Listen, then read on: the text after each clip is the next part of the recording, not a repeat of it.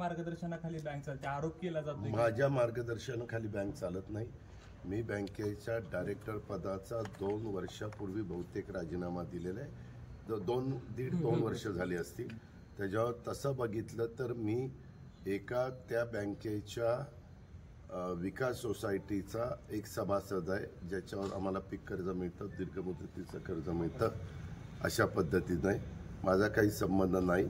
तरी देखील कुणाला काही वाटत असेल तर चौकशी करणं हे प्रत्येकाचं काम आहे। चौकशी करावी, जे कोणी दोषी असतील त्यांच्यावर कारवाई करावी।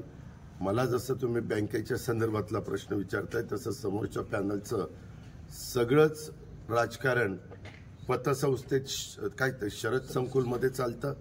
त्यांनाही कायद्याने ती पतसंस्था आहे, सहकारी नियमाने तिथं पतसंस्था आहे, विकास सोसायटी आहे, दूध सोसायटी आहे।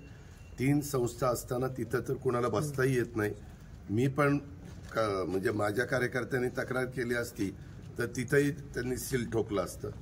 कारण तुम्हालाही माहिती आहे की ज्या दिवशी उमेदवारी आचारसंहिता सुरू झाली तेव्हापासून ते सगळेजण तिथंच त्यांचा अड्डा आहे, तिथंच त्यांचं ऑफिस असल्यासारखं आहे। पण मला कुणी सांगितलं हे करा, मला ते तसलं पडायचंच नाही, ज्याचं त्याला लखलाप।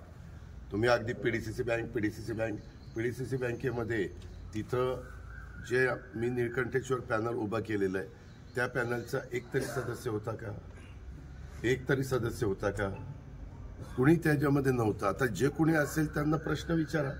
मात्र तिथं आत्ताही तिथं लोक बसलेलीच असतील आणि तुम्हालाही माहिती आहे। पण तुम्ही एक अक्षराने सांगणार नाही की सहकाराच्या नियमाप्रमाणे ह्याही पतसंस्थेमध्ये आचारसंहितेच्या काळामध्ये कुणालाही बसता येत नाही।